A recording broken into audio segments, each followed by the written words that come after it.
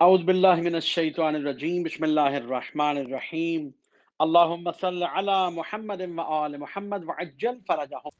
23ویں ماہ رمضان کی رات، جو کہ شب قدر کی نزدیک ترین رات ہے۔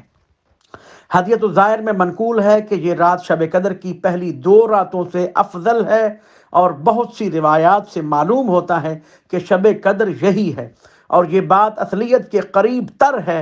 اس رات حکمت الہی کے مطابق کائنات کے تمام امور مقدر ہوتے ہیں، پس اس میں پہلی 2 راتوں کے مشترکہ اعمال بجا لائے، جو پہلے بھی ہم ذکر کر چکے ہیں کہ سب سے پہلے غسل کرے۔ اور اس رات میں 2 غسل ذکر ہوئے ہیں، ایک اول شب میں اور ایک آخر شب میں۔ نیت یہی ہوگی کہ غسل شب قدر کرتا ہوں یا کرتی ہوں قربت اللہ، جو گناہوں میں تخفیف کا سبب بنتا ہے۔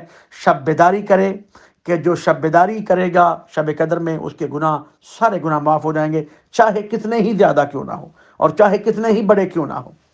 زیارت امام حسین علیہ السلام پڑھے، اور سورہ حمد کے بعد 7 مرتبہ سورہ توحید والی جو نماز جو ہم نے پچھلی بھی 2 ویڈیوز میں ذکر کی ہے وہ پڑھے، جس کی نیت ہوگی صبح کی طرف پڑھی جائے گی 2 رکعت نماز شب قدر پڑھتا ہوں یا پڑھتی ہوں قربتاً اللہ، اور اس 2 رکعت کے ختم کرنے کے بعد 70 مرتبہ کہے استغفر اللہ و اتوب الیہ۔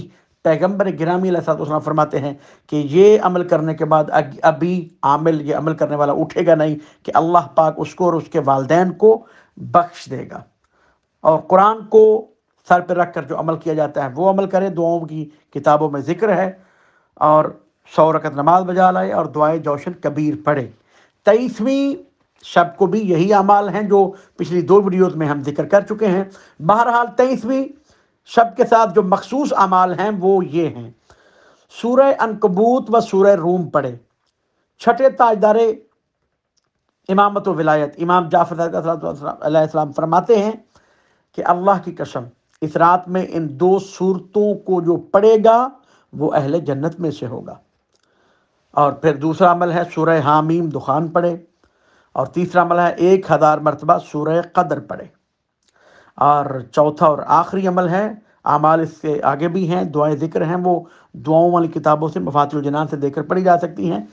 آخری عمل اسی رات خصوصاً ساری رات میں زیادہ سے زیادہ دعائے امام زمانہ پڑھے۔ اللہم کل ولیک الحجۃ ابن الحسن صلواتک علیہ وعلی آبائہ فی ہذہ الساعۃ وفی کل ساعۃ ولیا وحافظا وقاعدا وناصرا ودلیلا وعینا حتی تسکنہ ارضک طوعا وتمتعہ فیہ طویلا۔